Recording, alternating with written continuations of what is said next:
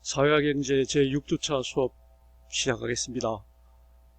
지금 강의에 나와 있는 것처럼 오늘 공부할 내용은 사회보장제도입니다. 지난 시간에 적정분배 기초이론에 대해서 공부를 했습니다.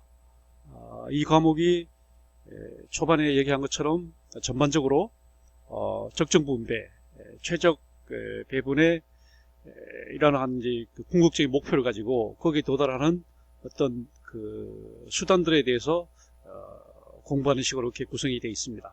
다시 말하면은 제4주차까지 제5주차까지 4주 동안 적정 분배 이론에 대해서 공부를 했습니다.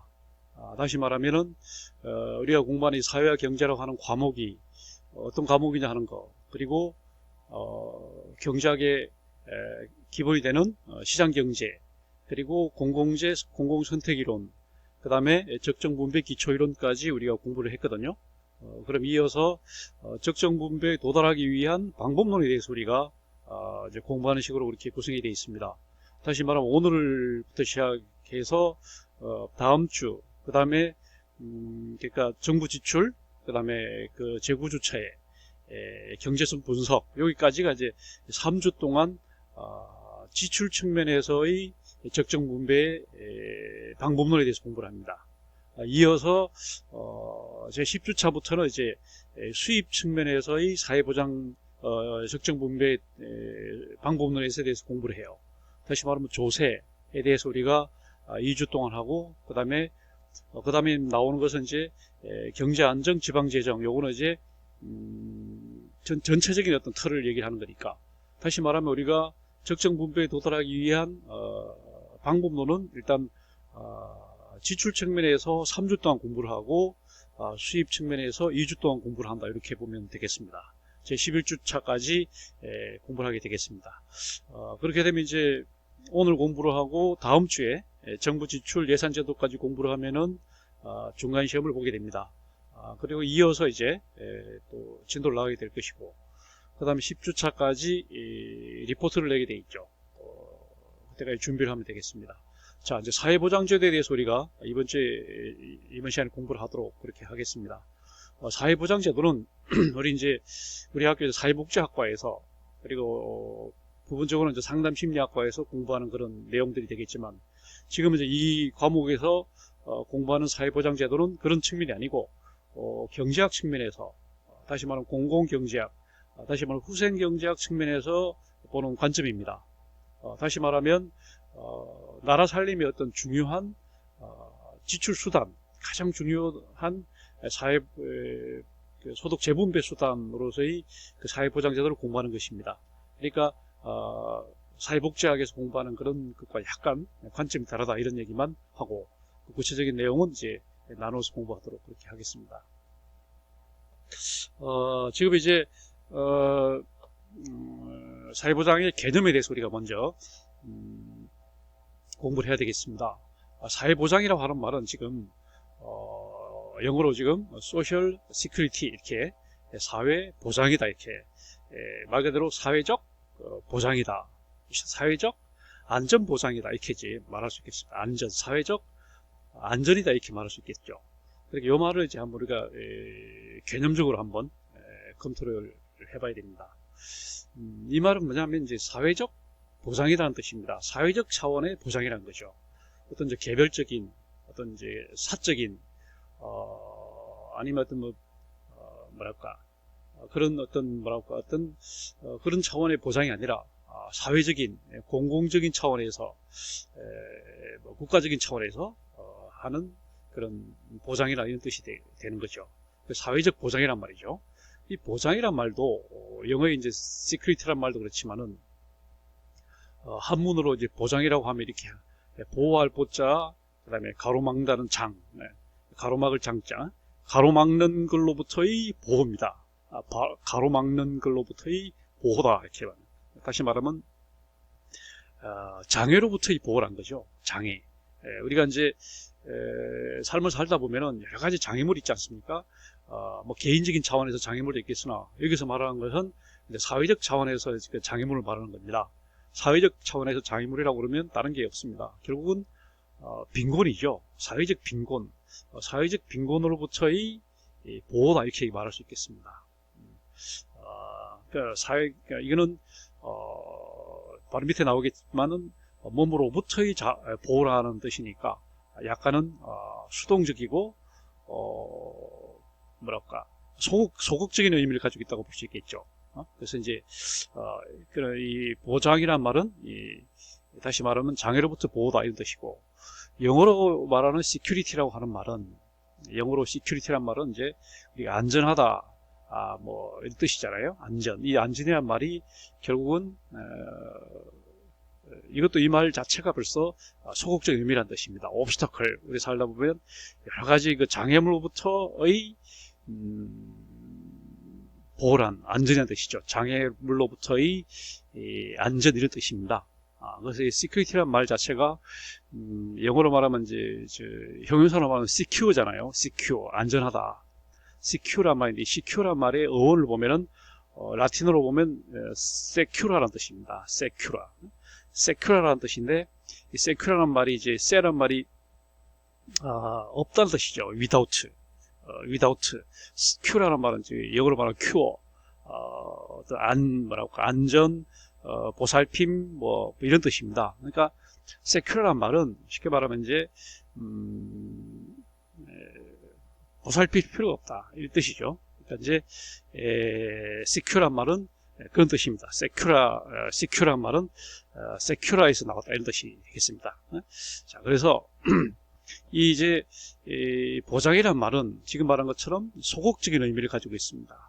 적극적으로 또는 능동적으로 뭐 이렇게 그런 의미가 아니고 소극적이고 수동적입니다. 다시 말하면 소극적인 의미를, 보장이란 말은 소극적인 의미를 띠고 있다. 거기에 반해서 복지란 말은 이제 적극적인 의미를 띠고 있다 이렇게 말할 수 있습니다. 그러니까 이제 이 소극적이란 말을 다시 말하면 security라고 하는 말을 쓰게 되면은 뒤에 from이란 말이 이제 나오게 되거든요. 몸으로부터의 보장의 뜻이 됩니다. 그러니까 빈곤으로부터의 보장이 되거든요.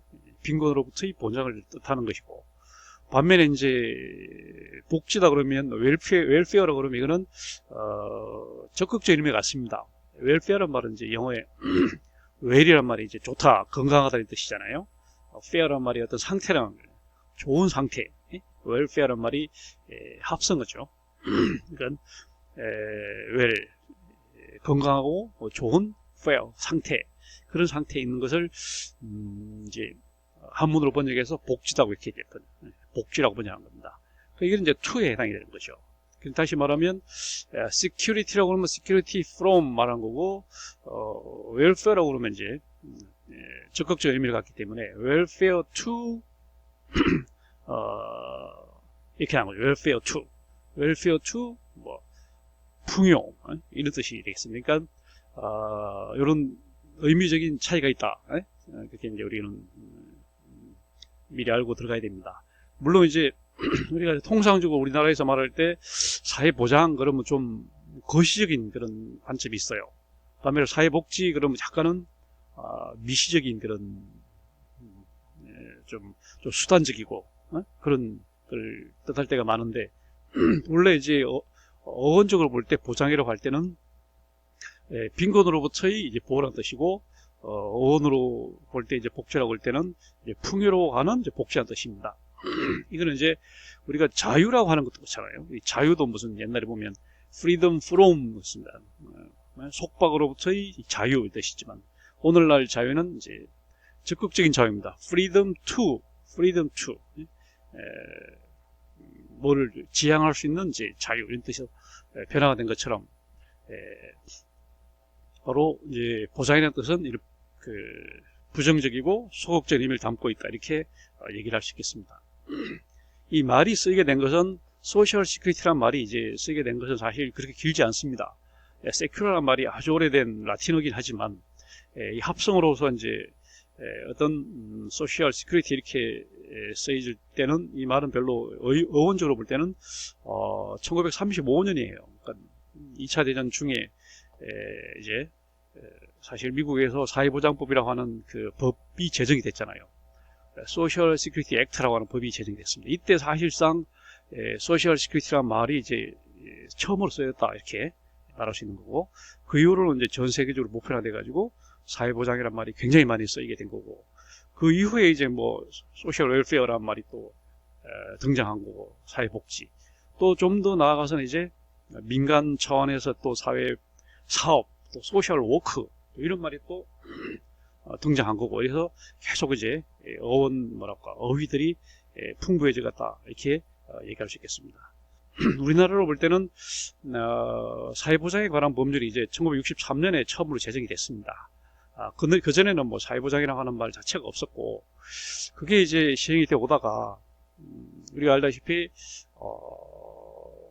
IMF 그 외환위기가 있었잖아요. 외환위기 그 국면에 접어들어갔고, 이 사회보장에 관한 것을 이제 전면적으로 손으로 봐야 되겠다 그래서 이제 신규 사실 제정한 겁니다. 사회보장 기본법이라고 한 것이 이제 1996년에 대체 입법이 된 거죠. 사회보장에 관한 법률을 폐지하면서 전문 개정, 다시 말하면 대체 입법이 된 것이 바로 사회보장 기본법입니다. 이것이 현재까지 이제 시행이 되고 있고, 이 법이 우리나라의 사회보장에 관한 가장 기본적인 법입니다. 헌법에서 보장하고 있는 행복추구권이라고 하는 것을 그 근거로 해서 제정된 법이 바로 사회보장기본법이고, 이 법률에 기초해서 우리가 말하는 뭐 국민기초생활보장법이랄지 여러 사회보장 또는 사회복지, 사회사업 이런 법률들이 그 아래 이제 하위법으로 제정이 된 거죠. 최상위에는 헌법이 있고, 그 하위에는 이제 사회보장기본법이 있고, 그 밑에 이제 각 사회보장 또는 사회복지법이 있다, 이렇게 법 체계를 구비하고 있는 형태가 됩니다. 그 사회보장이란 말은 물론 헌법에는 분명한 그 규정은 없어요. 그냥 대략 그 행복추구권 이렇게 돼 있기 때문에 앞으로 이제 헌법을 개정한다면 사회보장에 관한 조항이 분명히 아마 새로 추가가 될 겁니다. 지금처럼 막연하게 그냥 행복추구권 이렇게 돼서는 안 되고, 사회보장을 받을 수 있는 권리 이렇게 해가지고 아마 독립된 어떤 조항이 만들어질 걸 이렇게 예상을 해봅니다. 현재 이제 사회보장기본법에 보면 우리나라의 그 사회보장이라고 하는 것을 이제 정의를 하고 있어요. 제2조에 보면 이제 항상 모든 법률에 보면 제1조 그럼 목적이 있고, 제2조 그럼 정의가 있죠. 정의에서 보면 사회보장이라 함은 이렇게 돼 있죠. 사회보장이라 함은 공공부조와 사회보험과 사회복지 서비스 및 관련 제도라고 한다, 이렇게 정의를 딱 하고 있거든요. 그러니까 이제 사회보장을 들어가 보면 구체적으로 공공부조가 이제 제1조항으로 맨 먼저 나옵니다. 공공부조 또는 사회부조 이런 말을 쓰죠. 자, 공공부조라는 말은 말 그대로 공공적인 의미에서 도와준다는 뜻입니다. 부조. 그러니까 영어로 말하면 public aid, 공적으로 도와주는 거죠. 사적으로 어떤 도움을 주는 것이 아니라 공적으로 도와주는, 국가나 지방자치단체나 아니면 공공기관, 공공기관에서 이제 주로 이제 최저생계 이하에 있는 사람들, 우리 말하는 그 기초생활보장 수준에 있는 사람들, 또는 뭐 차상위 계층에 대해서 국가적 차원에서, 공공적인 차원에서 이제 각종 급여를 지급하잖아요. 자활급여랄지 무슨 각종 급여 형태로 지급하는 것을 이제 공공부조라고 하고, 그 다음에 두 번째 항목이 사회보험이라고 해서 사회보험, 소셜 인슈런스입니다. 이게 사회적 차원에서 보험입니다. 그러니까 이제 보험도 여러 가지 있잖아요. 민간적인 차원에서, 개인적인 차원에서 보험도 있습니다. 그런 것과 구분해서 여기서 말하는 사회보험은 사회적 차원에서 보험입니다. 이 사회적이라고 하는 말은 이제 공공부문에서 책임을 진다는 뜻이고, 그 다음에 뭐 가입이 의무화되어 있는 겁니다. 뭐 자기가 선택할 수 있는 게 아니고 어떤 조건이 되면 누구나 가입하게 되는, 예를 들면 국민건강보험 같으면 전국민 5천만 명이 전원 의무적으로 가입을 해야 됩니다. 여기서 뭐 예외가 있을 수 없어요. 그리고 우리가 말하는 뭐 국민연금이나 각종 연금도 그 어떤 조건이 갖춰지면 누구나 가입을 해야 되고, 가입의 의무를 가진 것이 이제 사회보험이 되는 거죠. 이걸 우리가 말하는 우리 4대 사회보험 이렇게 있습니다. 이것은 이제 전 국민을 대상으로 해서 아까 말한 공공부조는 최저생계 이하인 기초생활보장 수준 이하 또는 뭐 차상위 계층에 있는 사람들만 대상으로 한다면 약 뭐 우리나라 인구로 치면 뭐 한 1,000만 명 정도가 이제 공공부조의 대상이 된다면 사회보험은 5천만 명 전원이 다 이제 해당이 되는 거예요. 전 국민을 대상으로 한 보험입니다. 물론 이제 차이가 있어요. 아까 말한 4대 사회보험 가운데 뭐 산재보험이나 뭐 고용보험 같은 것은 전원이 가입되어 있지는 않습니다. 국민건강보험은 전원이 가입이 되어 있잖아요. 그래서 그런 보험을 우리는 전체가 가입되어 있다고 해서 개보험이다, 다 개자를 써서 개보험이다 이렇게 말하는 게 이제 국민건강보험이고, 그래서 사회보험 원칙적으로 전 국민을 대상으로 한 그런 것입니다.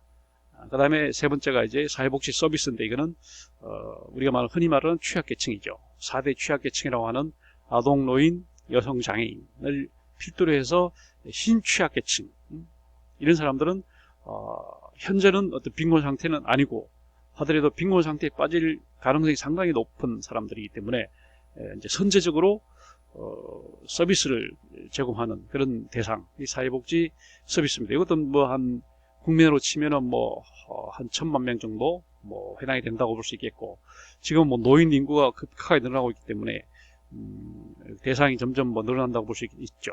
그래서 이 세 가지가 우리가 흔히 말하는 사회보장의 3대 항목이다 이렇게 말하는 거고, 및 관련 제도로 이렇게 해서 거기 관련된 것들 많잖아요. 예를 들면 뭐 교육복지, 그다음에 무슨 노동복지, 환경복지, 무슨 여러 가지 또 관련 제도들이 있습니다. 뭐 주택 관련된 것들, 이런 것들까지 다 묶어서 우리는 이제 사회보장에다 이렇게 정의를 하는 겁니다. 이 중에서 뭐 공공부조, 이거는 전액 뭐 100% 원칙적으로 국고보조로 국고로 예산으로 조세를 통해서 충당하게 돼 있고, 사회복지 서비스는 이제 5대5 정도로 보면 됩니다. 국고 지원이 한 5 정도 되고, 수익자 부담해서 이제 본인들이 한 5를 부담하는 식으로 이렇게 돼 있고, 사회보험도 사회보험은 이제 본인과 그다음에 국가와 이제 고용주가 3자가 분담을 해서 조성하는 게 사회보험 비용입니다. 그러니까 이제 국고 보조가 한 30% 된다고 보면 될 거예요. 그다음에 이제 본인 부담이 한 30%, 그다음 고용주 부담이 한 30% 이렇게 해서 운영되는 것이 사회보험이기 때문에, 하여튼 요 세 가지는 어떻게든 직접으로든 간접으로든 국고 보조가 많이 들어가기 때문에 이 사회보장에 대한 지출 항목은 굉장히 중요한 국가의 재정 지출의 한 항목이 되는 거죠. 그래서 우리가 지금 이 사회와 경제, 그리고 경제학에서 사회보장에 대해서 관심을 가질 수밖에 없는 이유가 엄청나게 많은 국고가 이 부분에 들어가고 있기 때문에 이 항목을 중요시할 수밖에 없다, 이런 얘기가 되겠습니다. 그 다음에 이걸 우리 공부하는 것은 사회보장제도 지금 말한 것처럼 공공경제학적으로 굉장히 의의가 큽니다. 우리나라 전체 통합재정 기준에 해서 우리나라 지금 이런 사회보장에 들어가는 비용은 한 20% 정도 된다고 보면 될 겁니다. 한 20% 정도가 들어가고 있기 때문에 이 비율은 뭐 선진국에 비해서, 특히 이제 유럽, 서유럽이나 북유럽의 이런 복지국가에 비해서는 터무니없이 낮은 수준입니다. 앞으로는 이런 사회보장비 항목 수준이 비율이 훨씬 더 높아질 거라는 얘기죠. 30%, 40%까지 가야 되지 않나, 이런 생각을 해봅니다. 이거는 뭐 그렇게 갈 수밖에 없는 것이, 아까 말한 것처럼 노령화가 되기 때문에 노인 복지를 해서 하여튼 그쪽의 비중이 점점 커질 수밖에 없거든요. 그래서 공공경제학적으로 이 사회보장은 굉장히 중요한 의의를 갖는다. 그다음 두 번째는 국가가 시행하는 여러 가지 재분배 수단들이 있습니다. 그런 수단들은 보면 이제 각 항목들이 여러 개가 있겠지만 그 중에 가장 전형적인 재분배를 목적으로 한 항목이 바로 사회보장이라고 하는 거죠. 예를 들면 뭐 경제개발비 가운데서도 예를 들면 사회보장으로 갈 수 있는 게 있고, 또 교육비 가운데서도 뭐 갈 수 있는 게 있긴 하지만, 이 사회보장 지출은 뭐 전액 100%가 재분배를 목적으로 하고 있기 때문에, 재분배가 아닌 게 거의 없기 때문에 전형적인 그런 재분배 목적이라 이렇게 말할 수 있는 거고, 세 번째는 이제 후생경제학적으로 어떤 식으로 사회보장을 국가에서 지원하는 것이 사회 전체 총 후생, 총 효용을 극대화할 수 있을까? 한계효용 체감의 법칙의 틀 안에서 어떻게 하면 총 효용을 극대화할 수 있을까 하는 것에 대해서 그런 관점에서 접근해야 되거든요. 일단은 이제 가난한 사람들한테 많이 주는 것이 아무래도 한계 효용 값이 크기 때문에 총 효용이 빨리 증가하겠죠. 그러니까 우선적으로 가난한 사람들은 우선적으로 하지만 부유한 사람들한테도 이제 사회보장이 필요한 거죠. 이런 것들을 이제 잘 고려하는 그래서 이런 걸 다루는 과목이 바로 후생경제학이니까 후생경제학에서 이제 이 사회보장 제도를 굉장히 중요시하게 되는 거죠. 이 후생이란 말은 여러분 얘기합니다만은 이 웰페어란 말이 이게 사회학에서 또 사회복지학에서는 웰페어를 복지로 번역을 하지만 경제학에서는 웰페어를 후생으로 번역을 합니다. 후생. 그러면 이제 생활을 두텁게 한다는 뜻이죠. 생활을 윤택하고 생활을 두텁게 한다 이런 뜻이기 때문에 그러니까 웰페어 이코노믹스 그러면 복지 경제학이 아니고 후생 경제학이다 이렇게 얘기할 수 있는 거죠. 아까 얘기했습니다만 우리가 이 과목이 추구하는 궁극적인 목적은 바로 최적 분배에 있습니다. 최적 분배. 이 최적 분배 우리가 지난 시간까지 우리가 3주 동안 4주 동안 우리가 충분히 이제 공부를 했잖아요. 그러니까 이제는 거기 도달하는 방법들을 이제 마지막 주까지 계속 나눠서 보는 거고, 그래서 여기 도달하는 이제 방법론이 바로 지출 측면과 수입 측면, 양 이제 측면이 있는데, 지출 측면에서 최적 분배를 이루는 수단이 첫째가 바로 이제 사회보장이라고 하는 거죠. 지금 말한 것처럼 가장 중요한 수단이 되겠습니다. 두 번째는 이제 여타 사회보장 이외에 뭐 경제개발비나 뭐 교육비나 이런 것들도 또 최적 분배에 기여를 하거든요. 부분적으로 전체는 아니라고 하더라도 부분적으로 기여를 하기 때문에 그런 또 여타 예산 지출 항목을 이제 다음 주에 우리가 또 한 주 동안 공부를 하게 되는 거고, 그 다음에 이제 이런 사회보장이나 이런 지출에 있어서 이것을 어떻게 같은 돈을 쓰더라도 효율적으로 써야 되지 않겠어요? 그래서 그것을 이제 그 다음 주에 이제 중간시험을 치른 다음에 경제성 분석, 어떻게 하면 이런 같은 지출을 지출을 하더라도 효율적으로 할까 하는 게 이제 우리가 비용 편익 분석을 통해서 공부를 하는 것이고, 그 다음에 이제 그 다음 주부터는 이제 수입 측면에 들어가서 어떻게 조세 정의를 이룰 것인가, 조세를 통해서 어떻게 하면 최적 분배에 도달할 것인가 하는 조세 정의 측면에서 이제 공부를 하는 겁니다. 우리가 이제 첫 주에 얘기를 했습니다만은 공공경제학이라고 하는 과목은 이 지출 측면을 중시합니다. 수입 측면도 중요하지만 지출을 잘해서 적정 분배를 이루자 이렇게 보는 것이 공공경제의 관점이라면, 전통적인 재정학의 관점은 반대죠. 수입이죠. 세금을 어떻게 우리 말하는 누진세를 어떤 식으로 해서 세금을 어떻게 할까 하는 쪽을 통해서 이제 적정 분배에 도달하고자 하는 거기 때문에 약간의 관점은 다르다 이런 얘기를 했습니다. 그 다음에 이제 사회보장 제도를 이제 유형화해 보는 겁니다. 결국은 이제 사회보장 제도가 결국 중요한 것은 재원이거든요. 어떤 돈을 가지고 하냐, 일반 조세를 가지고 사회보장 지출을 충당하냐, 아니면은 각자 본인 부담, 수익자 부담 원칙에 따라서 본인이 부담을 하냐, 이런 방식, 아니면은 조세를 통해서 그냥 직접 지원하냐, 아니면 어떤 기금을 조성해서 기금을 한번 경유해서 지출하냐, 이런 관점이 있을 수 있단 말이에요. 그래서 이것은 이제 두 가지 관점을 나누어서 한번 유형해 보도록 그렇게 하겠습니다. 자, 먼저 볼 수 있는 게 이제 사회보장에 드는 비용을 일단 그 가입자들이 내는 수익자 부담의 원칙에 따라 가입자들이 내는 보험료를 주축을 하느냐, 아니면은 일반 국민들이 내는 세금을 주축을 하느냐에 따라서 보험료 의존형, 그 다음에 조세 의존형, 이 두 가지로 나눠볼 수 있다는 거예요. 자, 우리가 말하는 비스마르크 모형이 바로 보험료 의존형입니다. 그 다음에 비브리지 모형이 바로 조세 의존형입니다. 자, 우리가 하는 비스마르크는 우리가 알다시피 그 빌헬름 대제 때 독일의 왕 때 이제 재상이었죠. 수상이었던 사람이, 그 유명한 사람이 바로 비스마르크라고 하는 사람이 있었습니다. 이 사람이 이제 제안했던 모형이 바로 비스마르크 모형이고, 비브리지는 우리가 알다시피 영국의 그 유명한 뭐랄까, 요람에서 무덤까지라고 하는 유명한 책을 쓴 사람이죠. 비브리지 모형, 요 두 가지로 나눠서 보겠습니다. 비스마르크 모형은 지금 말한 것처럼 일반 국민들이 내는 조세 보다는 각 가입자들이 내는 이제 보험료 중심 방식이 되겠습니다. 보험료를, 그러니까 우리나라로 치면 이제 사회보험 같은 거죠. 사회보험, 연금 같은 경우에 본인이 내는 연금 기여금하고, 그 다음에 이제 사용자가 내는 기여금을 적립을 해가지고, 그걸 가지고 나중에 이제 퇴직 이후에 보험금으로 지급하는 형태, 이런 것들이 전형적인 보험료 의존형이 되겠고, 그 다음에 조세 의존형은 지금 아까 얘기한 것처럼 공공부조처럼 국민들이 내는 세금을 가지고 기초 생활 수준 이하에 있는 사람들을 도와주는 그런 것들이 이제 조세 의존형이 되겠지만, 대체로 이제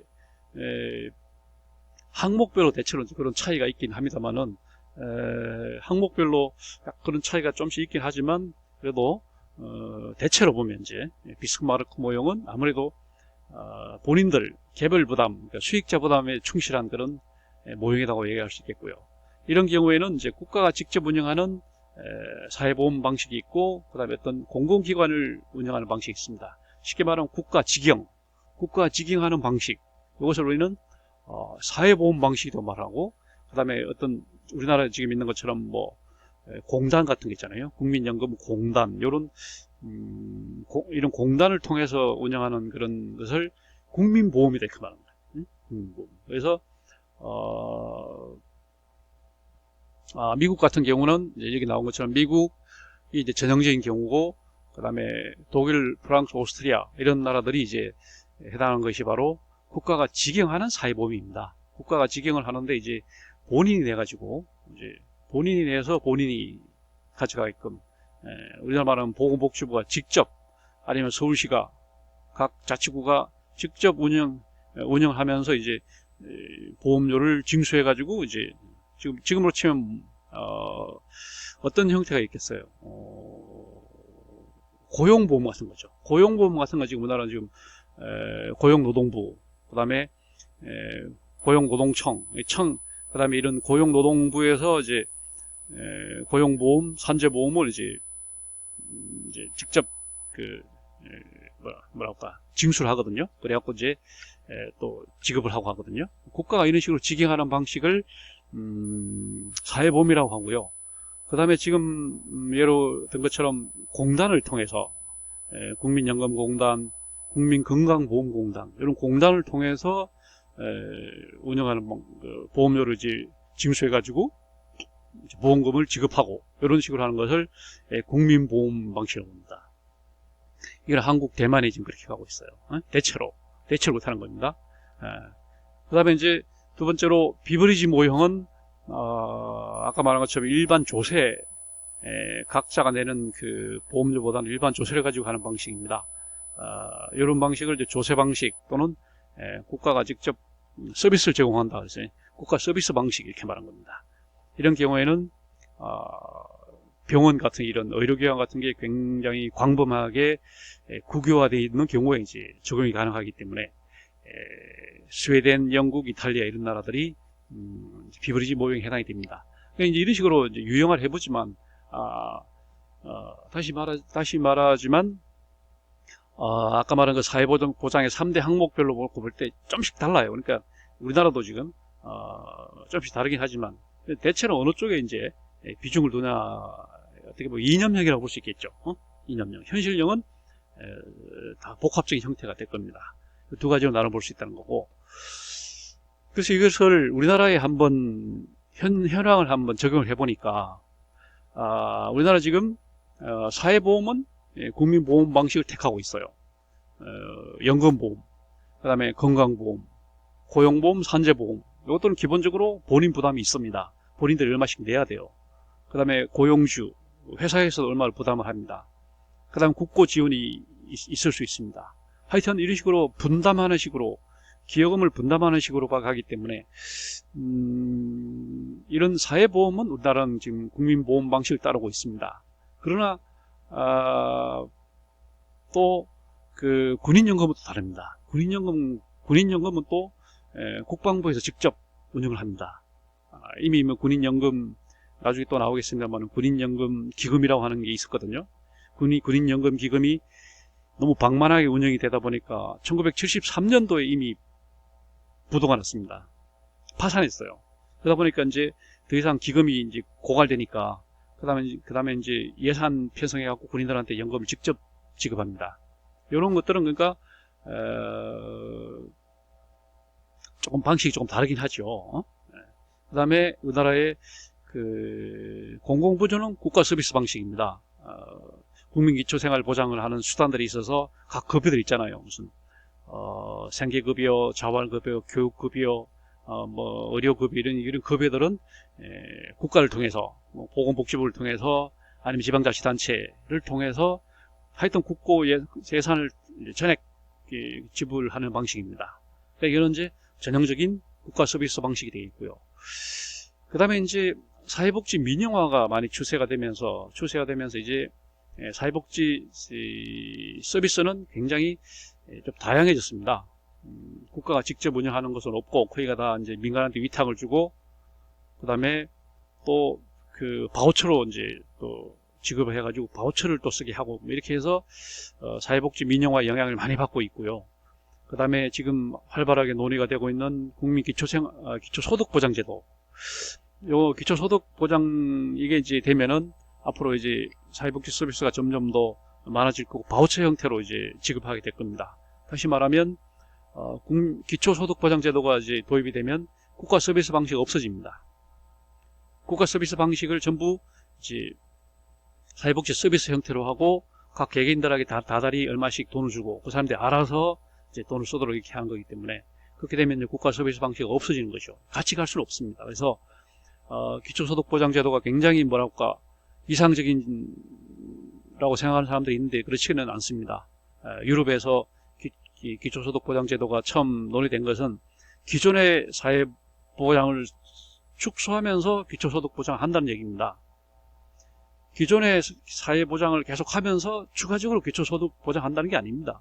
그러니까 이제 기초소득보장은 국가에서 무상으로 주던 것을 이제 바우처로 준다는 얘기예요. 그럼 그 바우처를 갖고 이 사람들이 이제 돈을 쓰기 때문에 그걸 놓고 이제 경쟁을 하는 거죠.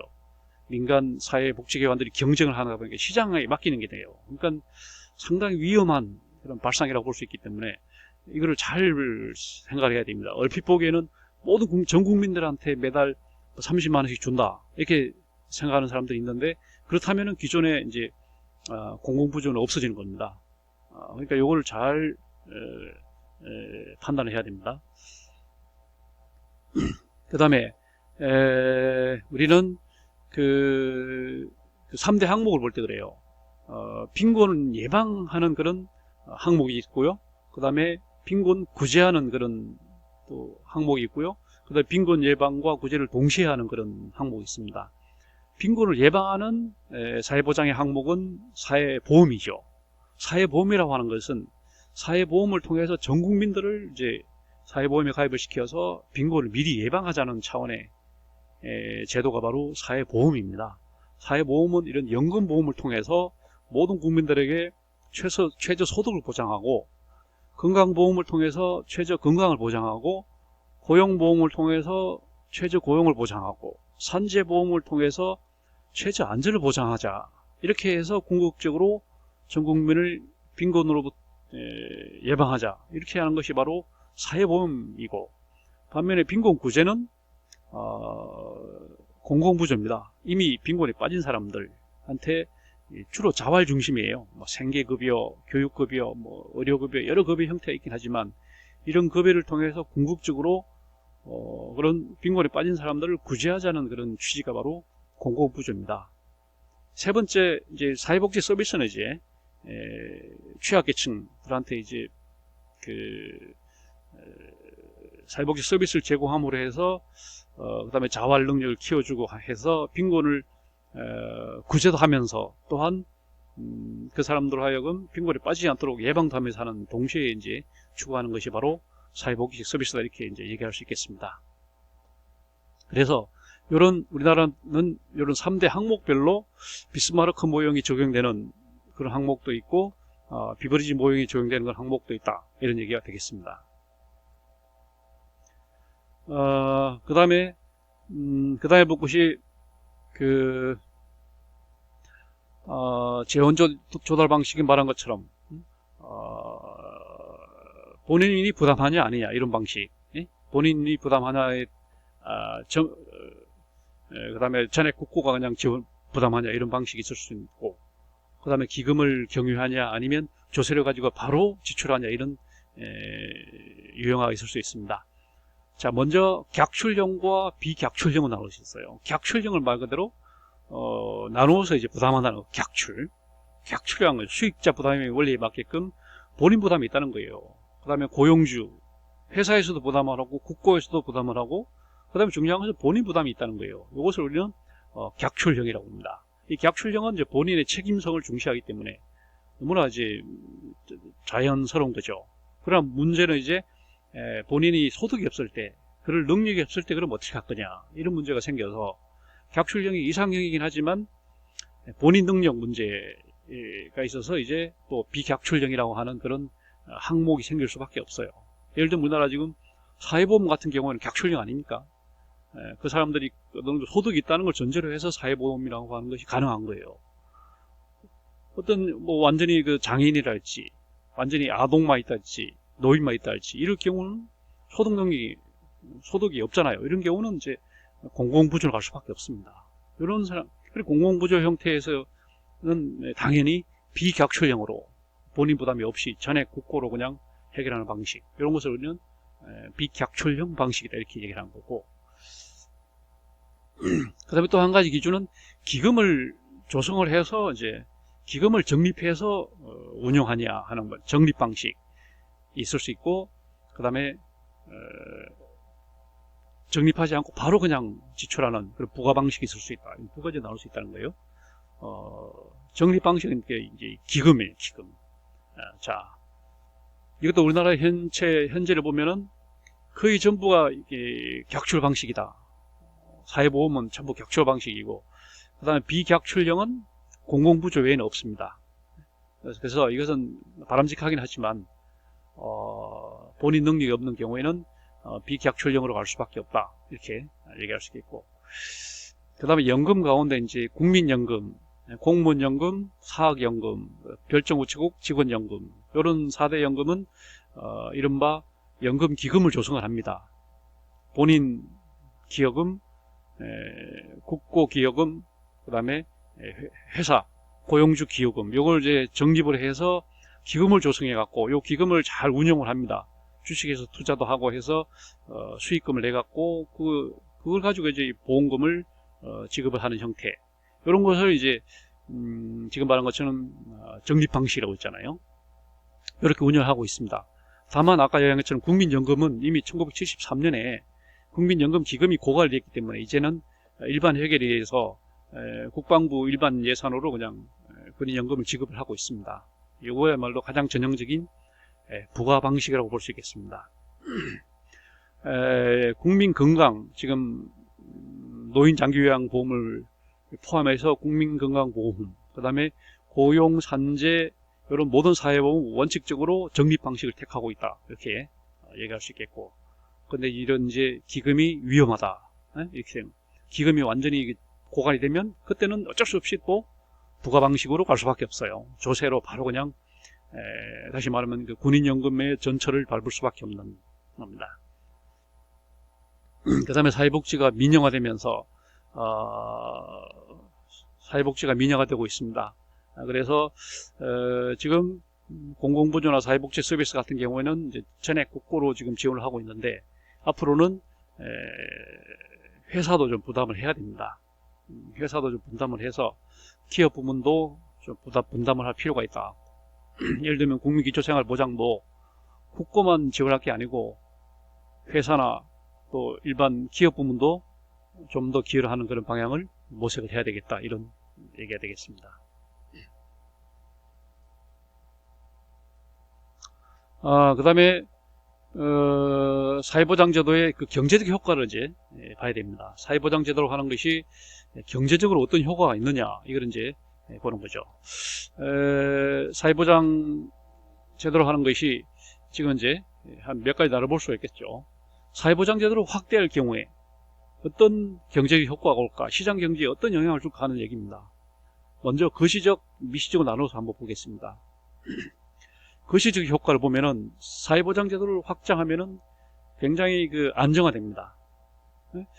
다시 말하면 경기가 재정 지출하더라도 경기가 과열 안 되고 이 지출하는 돈들을 정부에서 이제 재정 지출하면 그런 돈들이 다 그냥 시장으로 딱 흘러가면 경기가 과열되잖아요. 물가가 오르고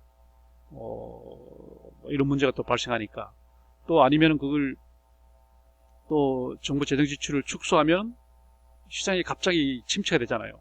이럴 경우에는 이제 이 사회보장을 통해서 이제 정부에서 돈을 풀면 사회보장 기금들이 그 돈을 흡수를 해준 거죠. 스펀지 효과라고 하죠. 흡수를 해주면서 해서 시장이 안정이 되고, 반면에 또 정부에서 재정 지출 줄이면 시장에 너무 돈이 없잖아요. 이 돈이 고갈되잖아요. 이럴 경우에는 너무 시장이 침체하기 때문에 이럴 때는 사회보장 기금들을 좀 방출하는 거죠. 방출해갖고 좀 시장을 또 안정을 시키는, 이런 기능을 우리는 자동 안정화 기능이다, 이렇게 말한 빌트인 스테빌라이즈다, 이렇게 말한 거죠. 이런 식으로 굉장히 스펀지 효과를, 그래서 굉장히 바람직하다는 거예요. 그리고 우리 말하는 북유럽 그 경제가 크게 성장하지도 않습니다. 미국, 일본, 한국 경제가 막 급성장하고 5%, 10% 성장할 때도 북유럽은 2%, 3%밖에 성장 안 해요. 그 다음에 반면에 지금처럼 경제가 너무 어려워서 쉽게 말하면 일본, 미국 뭐 이런 나라들이 굉장히 침체할 때, 이럴 때는 또 북유럽 같은 경우에는 또 그렇게 침체하지 않아요. 그 이유가 바로 뭐냐면 북유럽의 그런 탄탄한 사회보장 제도가 바로 이런 스펀지 효과를 발휘하는 거죠. 과열을 할 경우에는 유동성을 흡수해주고, 그다음에 또 침체할 경우에는 또 유동성을 또 뭐랄까 좀 공급을 해주는 거죠. 풀어줌으로 해갖고 시장을 일정하게 유지하는. 그러니까 인플레 될 때도 인플레를 진정시켜주고, 디플레 될 때도 조금 부양시켜주고, 이렇게 하는 중요한 기능을 우리는 자동 안정화 기능이라 이렇게 말하는 겁니다. 그래서 그 다음에 이제 이 기금을 운영할 경우에는 이 안정적으로 적립된 기금, 이 기금이 재정 투용자로 갑니다. 지금 예를 들면 우리나라 국민연금 기금이 약 한 400조 이상 되잖아요. 400조. 어마어마한 돈들입니다. 이 돈을 가지고 이제 국민연금 공단에서는 주식을 사고 팔고, 채권을 사고 팔고, 또 해외 시장에 나가서 뭐 이렇게 계속 투자를 합니다. 그렇게 해서 하여튼 이익금을 늘려야 돼요. 그래야지 기금이 탄탄해지고 나중에 국민연금 뭐랄까 충분히 이제 지급을 해줄 수가 있잖아요. 이게 이제 잘 안 되면 지금 얘기 나온 것처럼 국민연금 기금이 언젠가 고갈된다, 이런 얘기. 지금 400조나 되는 어마어마한 돈이 이게 어떻게 고갈이 될까, 이런 이제 우리가 이제 의아해하지만, 이런 것들이 뭐냐면 기금이 곳곳에 있기 때문에 이런 기금들이 주식들을 잘 떠받쳐요. 굉장히 경기가 나빠서 막 주가가 대폭락할 때 이런 기금에서 이제 주식들을 사주는 거죠. 그러면 폭락을 막아주고, 또 막 주식시장이 과열될 때, 이때는 또 주식을 또 조금 팔아주고 뭐 이렇게 해갖고 자본 축적 기능을 해요. 이게 이제 좋게 말하면 이런 또 좋은 기능도 아니고, 나쁘게 말하면 국가의 어떤 의도된 어떤 경제정책을 좀 교란시키는 요인도 합니다. 정부에서 경기를 조금 부양시키려고 해서 돈을 풀었는데 이 돈들이 시장으로 안 가고 기금에서 흡수해버리고, 아니면 시장을 좀 안정시키려고 재정지출을 줄였는데 기금에서 돈을 풀어버리면 오히려 경기가 더 과열된 그런 역효과를 낼 수 있기 때문에, 그런 교란 요인이 된다는 것은 또 나쁜 점도 사실은 없지는 않습니다. 그 다음에 미시적 효과를 보겠습니다. 미시적 효과는 이제 한번 우리가 우리가 이제 사회보험이 증가하면은, 자, 사회보험 기여금이 증가하면, 우리가 말하는 쉽게 말하면, 국민연금이나, 지금 우리가 얘기되고 있는 퇴직연금을 앞으로 이제 도입을 해야 되겠다, 이렇게 나오잖아요. 국민연금이라고 하는 게, 결국은 이제, 지금 쉽게 말하면, 20년, 30년 근무한 사람들이 이제 퇴직한 다음에 국민연금을 받게 될 경우에, 월 한 100만 원 이상 받기가 쉽지 않거든요. 근데 이렇게 월 100만 원 받아갖고 부부가 한 200만 원 갖고는 노후 빈곤을 벗어날 수가 없잖아요. 그래서 이런 문제를 해결하고자 우리가 이제 퇴직연금을 이제 지금 권장사항으로 지금 가고 있습니다. 퇴직연금은 퇴직연금이 이제 하나 더 보완이 되면 조금 노후 빈곤 문제를 좀 예방할 수 있겠다, 이렇게 해서. 만약에 이렇게 국민연금 외에 퇴직연금을 이제 의무화할 경우에 어떻게 되냐, 그럼 이런 식으로 해서 기여금이 증가가 되면 이게 이제 뭐랄까, 재산이 돼요. 재산, 이게 내가 이제 국민연금이 이제 200만 원 받겠는데 퇴직연금까지 하니까 한 400만 원 되겠구나, 이런 우리 부부가 뭐 크게 가난하지 않겠구나, 이렇게 이제 이런 재산 대체 효과를 가져오고, 그래서 결국은 저축 위축이 돼요. 그럼 뭐 내가 굳이 개인연금 같은 거 뭐 저축 같은 거 뭐 안 해도 되겠구나, 이런 식으로 됩니다. 그게 이제 저축을 위축시키는 효과가 있다, 이런 얘기죠. 그 다음에 세금을 늘려서 이제 유동성을 흡수하면, 세금을 늘려서 이제 시중에 유동성을 흡수하게 되면 어떻게 됩니까? 가처분 소득이 감소하잖아요. 근데 쓸 수 있는 돈이 줄어드니까, 이렇게 되면 당연히 저축이 줄겠죠. 저축이 위축되는 효과가 있다. 그 다음에 사회보험이 탄탄해지면, 국민연금이 지금 100만 원밖에 안 되지만 200만 원, 300만 원, 이런 식으로 사회보험이 확충이 되면 사람들이 빨리 그만둡니다. 빨리 그냥 연금 받아야 되겠다. 이게 퇴직 효과를 가져오기 때문에 저축이 줄어들겠죠.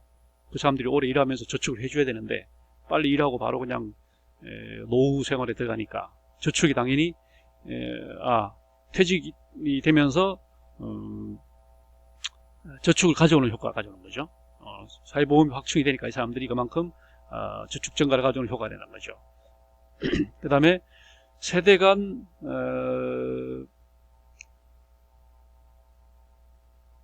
그 다음에 세대 간 소득 인연을 보상하려는 상속 효과.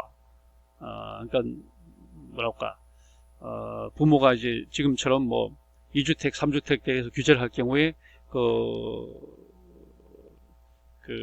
뭐랄까, 자녀한테 이제 상속하는 거를 상속 효과.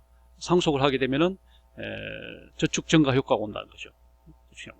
그 다음에 공적 연금 제도를 신규 도입으로 인해서 공적 연금제, 아까 말한 것처럼 퇴직연금 같은 거를 이제 새로 도입을 하게 되면은 사람들이 이제 막연하게 생각했던 장래에 대한 계획이 더 구체화되니까 오히려 세금을 저축을 더 하게 되는, 내가 퇴직연금을 받게 되지만 이거 가지고 더 부족할 수도 있겠구나, 이렇게 해서 인식 효과를 가져와 갖고 오히려 저축을 증대시키는 그런 효과를 갈 수 있다, 이런 얘기죠. 그 다음에 소득이 증가할 때는 사람들이 이제 연봉이 많아진다, 이렇게 소득이 증가할 때는 사람들이 오히려 여가를, 일을 좀 덜 하겠다, 노동이 감소하는 그런 소득 효과를 가질 수도 있지만, 그러나 이제 사람들이 많이 놀러 다니니까 여가 비용이 상승하기 때문에 일을 더 해야 되겠구나, 오히려 이런 또 노동선호 효과, 이런 그래서 노동 공급으로 또 효과를 낼 수도 있다는 거죠. 서로 상반된 결과를 낼 수 있다, 이런 얘기가 되겠습니다. 이런 내용들은 한번 여러분들이 책의 내용들을 좀 꼼꼼하게 읽어보면 됩니다. 그러니까 이제 지금 말한 것처럼 사회보장을 확대할 경우와 조세를 확대할 경우, 뭐 이런 여러 가지 그것이 가져오는 미치는 효과, 이런 효과들을 한번 근데 이것은 분명하지는 않고 대체로 상반된 결과를 가져올 수도 있지만 중간에 또 매개 변수가 있고 하니까 그런 것들을 정확히 이제 가늠하는 것이 정부에서 어떤 정책을 입안할 때는 그런 또 교란 요소도 있거든요. 아까 말한 것처럼 정부의 어떤 의도와 반대로 나갈 수 있는 그런 교란 요소들이 충분히 감안을 해야 되는 겁니다. 그 다음에 이제 그 소득재분배 유형을 한번 알아보면은, 우리가 이제 소득재분배라고 할 때는 대체로 세대 내 소득분배를 얘기를 많이 하죠. 그러나 또 하나가 있는 게 세대 간 또 소득재분배도 사실 있습니다. 세대 내, 세대 간 이런 식으로. 이거는 이제 자, 세대 내 그러면 우리 말하는 인트라 제너레이션 이렇게 말한 거고, 세대 간 그러면 인터 제너레이션 이렇게 말합니다. 그런 재분배가 사실 이제 두 가지가 있을 수 있고, 또 수직적, 수평적 소득 재분배가 있을 수 있다 하는 건데, 자, 우리가 이제 많이 생각하는 것은 지금 이 표로 정리되어 있는데, 대체로 이제 많이 보는 게 세대 내죠. 한 세대 안에서, 현재 세대 안에서 전형적인 게 소득간이죠. 소득간, 부자들 가난한 사람 사이에 이런 게 이제 우리는 수직적 재분배다 이렇게 말하는 거고, 그 다음에 수평적 재분배도 있습니다. 같은 부자들 사이에 위험 발생 집단과 위험 미발생 집단 사이, 의사와 변호사 사이에, 그 다음에 뭐 노인 그룹과 그 다음에 뭐 청년 그룹 사이에, 이런 식으로 이제 재분배가 있을 수 있어요. 요것은 세대 간이라고 볼 수 있겠네요. 노인과 그 청년은. 어쨌거나 근데 하여튼 예를 들면 어떤 그룹별로 예를 들면 뭐 아까 말한 것처럼 의사와 변호사 사이에 뭐 이런 있을 수 있고, 하여튼 그래서 우리가 전형적으로 이제 보는 것은 수직적 재분배입니다. 가난한 사람들과 부자들 사이에 무슨 우리가 뭐 누진세 제도를 어떻게 하냐, 그 다음에 사회보장 지출을 늘리냐 줄이냐 뭐 이런 식으로 해서 하는 것이 전형적인 그런 재분배를 얘기하지만, 그러나 같은 또 부자들 사이에 또 가난한 사람들 사이에도 또 재분배가 있을 수 있거든요. 있을 수 있단 말이에요. 그러니까 이런 것들이 이제 수평적 재분배고, 그 다음에 하나가 이제 그 세대 간 재분배입니다. 결국은 뭐 여기 나와 있는 결국 같은 얘기죠. 노령 세대와 근로 세대 사이에, 그다음에 현 세대와 미래 세대 사이에, 예를 들면 노령 세대와 근로 세대 사이에는 예를 들면 뭐 노인과 청년, 예를 들면 뭐 정년 연장을 할 경우에 어떠냐. 정년 연장을 할 경우에는 노령 세대는 이익을 보게 되죠. 그러나 이제 근로 세대 청년들은 취업 일자리가 줄어들죠. 그러니까 얘는 당연히 정년 연장이 가져오는 이제 세대 간 재분배가 되겠고, 그 다음에 뭐 이자율도 그렇습니다. 이자율을 높이면 이제 현금이나 자산을 가진 노령 세대들은 이익을 보게 되는 거고, 그 다음에 돈이 없는 근로 세대는 손해를 보게 되겠죠. 이런 것들이 세대 간 재분배에 해당이 되는 거고, 그 다음에 그 이자율을 높이는 것은 또 소득 계층 간에도 또 재분배에 영향을 줍니다. 대체로 이자율을 높이면 부자들한테 유리하죠. 유리하고, 그 다음에 이자율을 낮추면 가난한 사람들한테 유리하다, 이렇게 이제 대체로 알려져 있는데, 사실 이자를 낮추면 가난한 사람한테 유리하냐? 또 그것도 아닙니다. 왜냐하면 세금을 낮추면 부자들이 은행에서 대출을 더 받아갖고 또 투자를 더 합니다. 이자가 싸니까. 그러니까 부자들은 더 부자가 되고, 가난한 사람들은 안 그래도 그 이자마저도 부담할 능력이 없기 때문에 추가 대출 같은 거 생각도 못 하잖아요. 그러니까 오히려 이자가 높아지면 부자들한테 유리한 거는 확실하지만, 이자가 낮아진다고 가난한 사람들한테 유리하다는 보장은 없습니다. 그러니까 어떻게 가든 가난한 사람들은 손해를 보게 돼 있다는 거죠. 자, 그래서 어쨌거나 이런 세대 간 재분배를 우리가 볼 때는 또 현 세대와 미래 세대 사이에 이런 게 있습니다. 사실은 채권을 발행해서, 예를 들면 뭐 우리가 뭐 KTX 같은 걸 만들어서 현 세대에서 건설한다. 그러면 그 KTX 비용을 이제 다음 세대에 채권을 발행해서 다음 세대한테 떠넘기잖아요. 그러면 현 세대는 이익만 보고 다음 세대는 이제 손해만 보는 그런 또 세대 간 재분배가 생깁니다. 그러니까 대형 토목 사업을 하면 KTX나 뭐 신공항이나 그 다음에 지금 수도권 뭐 GTX나 이런 것들은 뭐 대형 국책 사업을 하잖아요. 그럼 이런 것들을 이제 결국은 현 세대가 부담을 못하니까 채권을 발행해 갖고 이제 다음 세대로 떠넘깁니다. 그럼 이게 또 세대 간 그런 게 생긴 거고, 그다음 집값도 마찬가지. 집값이 오르면 오를수록 수직적으로 부자들이 더 부자가 되고 가난한 사람들 가난해지는 그런 문제도 있지만, 집값이 오를수록 집을 가진 노령 세대는 유리하고 집이 없는 근로 세대는 불리하죠. 집값이 오를수록 현 세대는 유리하고 집이 없는 미래 세대는 집을 못 사죠.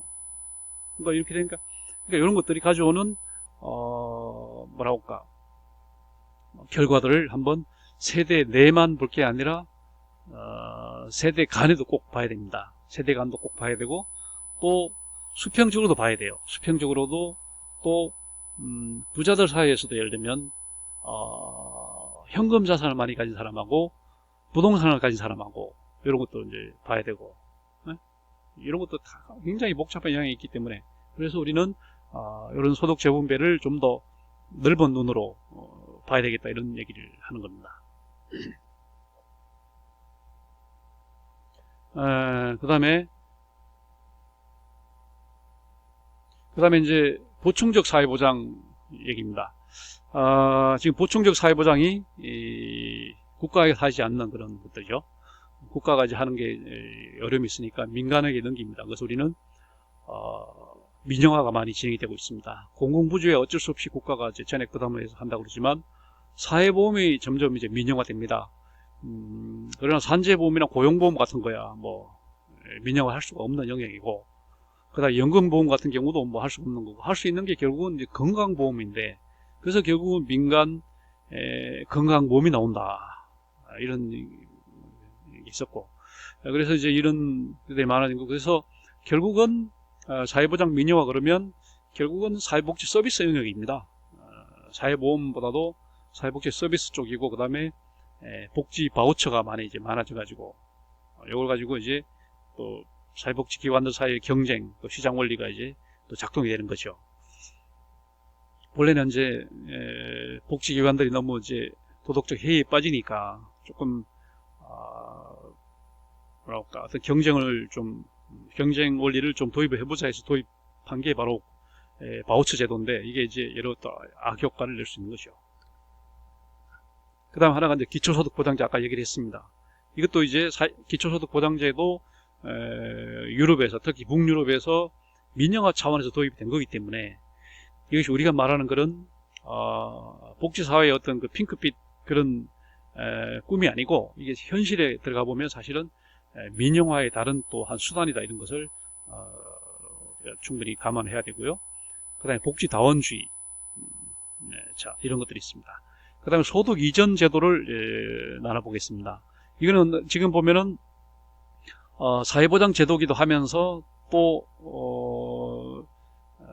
뭐랄까, 조세 제도기도 합니다. 어떻게 어떤 관점에서 보면 사회보장이고, 또 어떻게 보면 이제 조세 수단입니다. 자, 그래서 이 두 가지가 바로 부의소득세와 부의임금세 제도가 있습니다. 부의소득세제는 지난번에 얘기했습니다. 네거티브 인컴 텍스, 이건 얘기했죠. 일정 수준 이하 소득자에 대해서 조세를 환급해주는 그런 형태입니다. 예를 들면 뭐 1억 정도를 기준으로 봐서 1억이 넘는 사람들은 이제 세금을 걷지만 1억이 미만인 사람들은 뭐 예를 들면 8천만 원인 사람들은 2천만 원을 메꿔주고, 7천인 사람은 3천만 원을 메꿔주고, 뭐 이런 식으로 메꿔주는 조세 환급을 통해서 메꿔주는 형태가 바로 네거티브 인컴 텍스입니다. 이거는 보조금은 소득 증가와 반비례하죠. 8천만 원 받는 사람은 2천만 원 밖에 못 받고, 7천만 원 버는 사람은 3천만 원을 받습니다. 이렇게 보면 상당히 불평등하죠. 열심히 일해서 8천만 원 벌면 정부에서 2천만 원밖에 안 주고, 놀면서 5천만 원 벌었더니 정부에서 5천만 원 해주고, 이렇게 하다 보니까 근로의욕을 감퇴시킵니다. 근로의욕을 감퇴를 시켜요. 이거 일을 9천만 원 벌어서 1천만 원 받느니 차라리 나는 7천만 원만 벌고 3천만 원을 받겠다, 이렇게 이제 나오면 이게 어떻게 할 거냐. 이게 바로 이제 뭐랄까, 도덕적 해이 같은 거죠. 이 문제가 있기 때문에 나온 것이 바로 부의 임금세입니다. 네거티브 웨이지 텍스입니다. 이거는 정비례하도록 7천만 원 버는 사람한테는 3천만 원 주고 8천만 원 버는 사람들한테는 4천만 원 주고 이런 식으로 정비례해서 주면 이거는 열심히 일하면 돈이 더 나오는구나 이렇게 되잖아요. 이렇게 되면 훨씬 좋은 결과가 가져오겠죠. 근데 문제는 일할 능력이 없는 사람한테 이게 안 됩니다. 부의소득세는 일할 능력이 없는 사람들한테 굉장히 유리하죠. 장애인이거나 장애인이 이렇게 된 사람들한테는 유리한데, 이 부의임금세 되면 장애인들은 뭐 돈을 더 벌 방법이 없잖아요. 이런 사람들은 애로가 있습니다. 그래서 기본적으로 부의임금세를 기본으로 하면서 부의소득세를 추가적으로 하든지, 아니면 부의소득세를 기본으로 하면서 부의임금세를 보조수단으로 사용하든지, 이런 식으로 조금 뭐랄까 어떤 활용의 어떤 묘미를 생각을 해봐야 되는 거죠. 그 다음에 하나가 이제 공공고용제도 있습니다. 그것도 이제 일자리를 주는 거죠. 사회보장을 주는 것이 아니라 일자리를 주는, 장애인들한테 장애인 연금을 주는 것이 아니라 일자리를 주는 거죠. 예를 들면 뭐 고수부지에 편의점을 하나씩 주겠다, 국립공원에 매점을 하나씩 주겠다, 이런 식으로 그 다음에 하여튼 공공기관 안에 있는 카페, 커피숍을 하나씩 주겠다, 이런 식으로 해갖고 아예 일을 할 수 있는 자리를 주는 거죠. 이것도 굉장히 좋은 수단이라고 볼 수 있습니다. 그리고 이런 것들은 사회보장 수단이긴 하지만 조세처럼 이렇게 환급되는 그런 형태이기 때문에 이런 것들은 소득 이전 프로그램이다, 이렇게 얘기를 하는 거죠. 자, 이렇게 했습니다.